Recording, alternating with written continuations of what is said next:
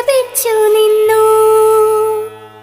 കഥ പറയാൻ വന്ന കിളിമകൾ സീത തൻ നാഥന്റെ നാമം ജപിച്ചു നിന്നു.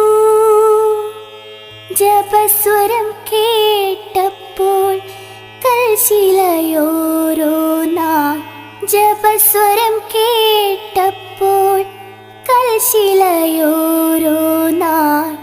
ശാപമോക്ഷത്തിൻ കഥ പറഞ്ഞു. പഞ്ചതന്ത്രം കഥ പറയാൻ വന്ന പഞ്ചവൻ കാട്ടിലെ കിളിമകളെ, പഞ്ചവടിയിലെ